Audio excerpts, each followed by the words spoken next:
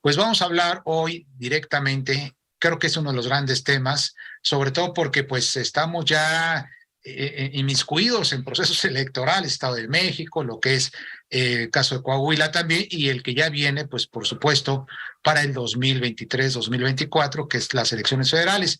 Y ustedes bien saben que hay una reforma, un proceso de reforma electoral, proceso legislativo en la Cámara de Senadores, en donde pues dicen ya que pues ya está hecha, ya está consumada esta reforma, ya no hay nada que hacer. Se los digo de esta manera, porque el día de ayer se reunieron el personal técnico del Instituto Nacional Electoral, los que están en las vocalías, los que ven todos los procedimientos, los que ven cómo se cuentan los votos, los funcionarios responsables en un momento determinado para aceptar esa captación de votos en las casillas, en las elecciones, y también los consejeros del Instituto Nacional Electoral se reunieron allá en la Cámara de Senadores, estuvieron en esa reunión el coordinador también del partido Morena y hablaron justamente de todos los aspectos técnicos.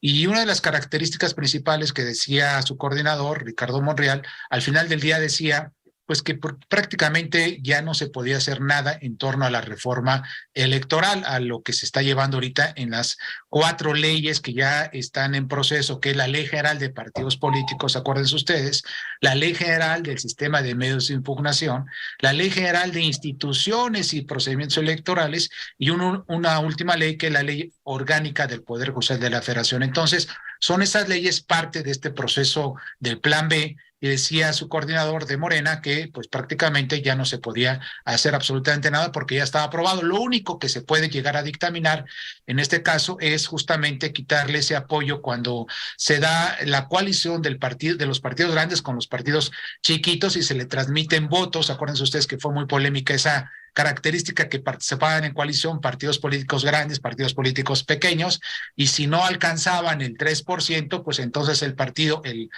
pequeño, si no alcanzaba el 3%, el partido mayoritario en ese resultado le pasaba unos votos para que alcanzara el 3% de la elección. Entonces, salvo eso, pues se va a discutir, etcétera, que muy probablemente sí se quite, pero ya prácticamente la otra parte, la parte que es de fondo, que hemos estado hablando mucho del plan B, en este caso, pues ya no hay manera de hacer algo, al menos en ese contexto. Entonces, pues bueno, esa es la primera característica de este plan. Mónica, ¿cómo lo ves?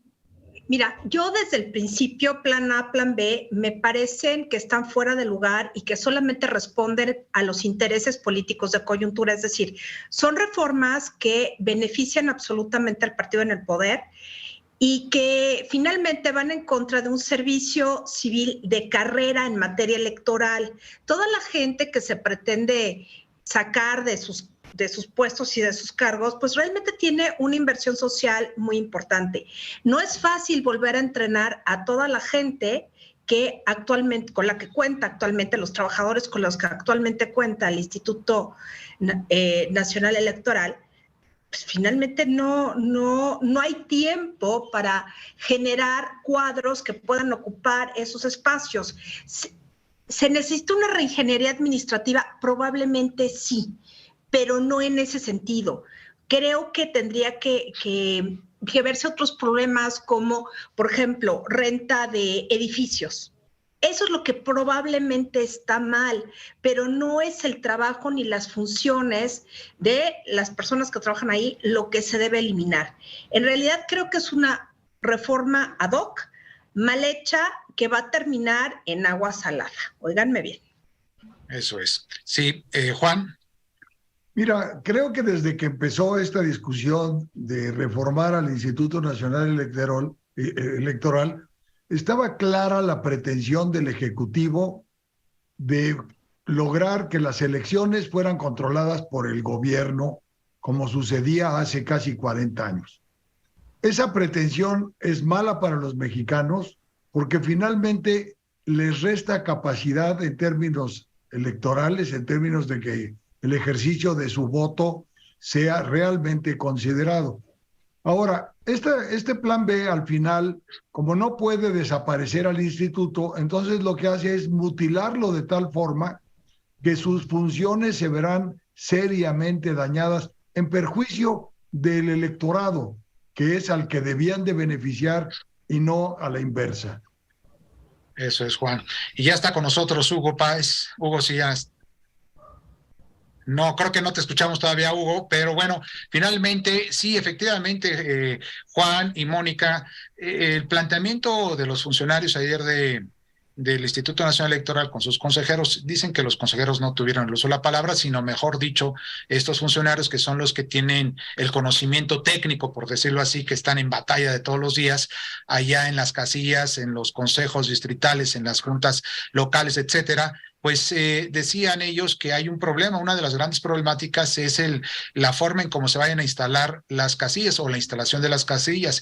Y hay otro problema muy interesante porque mencionan ellos la cadena de custodia de los paquetes electorales. Acuérdense ustedes que el día de la jornada electoral, que es de 8 a 6 de la tarde, cuando se cierra las casillas, pues hay un conteo por parte de los funcionarios de casilla, representantes de los partidos políticos que están observando este conteo, se termina y se cierra un paquete electoral donde van todas las actas, van las boletas electorales y el presidente de casilla traslada ese paquete electoral a la junta distrital que le corresponda del lugar de la casilla y en ese momento pues se llama cadena de custodia, que es un planteamiento muy interesante porque se debe de cuidar hasta el final, hasta donde se entregue prácticamente en el Consejo Distrital, y ya una vez que el Consejo Distrital entregue la boletita de recibido, pues ya el presidente de casilla y funcionarios de casilla se deslindan, digamos, de esa responsabilidad, pero también de la cadena de custodia. Y otra de las características es la vigilancia y seguridad del proceso electoral, que esto pues obviamente sin duda es importantísimo, y la organización de las elecciones, pues por supuesto ya del 2024, Mónica, Juan. Mira, yo creo y creo que no estoy perdida en el espacio, es que el tema electoral en México siempre ha sido muy difícil por todo el tema del fraude electoral. Esta reforma me parece regresiva porque vamos a volver a los tiempos en la duda sobre las elecciones, si realmente se llevaron a cabo, sobre todo conteo y la entrega de paquetes de una manera pues lógica y legal. Eso es lo que va a pasar. Finalmente, esta reforma, a mi juicio, es no solo regresiva, sino pone en riesgo la verificabilidad y la veracidad de las próximas elecciones. Uh-huh. Sí, efectivamente. Juan. Yo percibo que desgraciadamente esto va a terminar en la Corte. Varios actores han señalado la inconstitucionalidad de la reforma en muchos de sus contenidos y creo que esto al final se va a resolver en la Corte y confío honestamente en que en la Corte prevalezca el espíritu constitucional y echen para atrás todo aquello que atenta contra la Constitución de la República.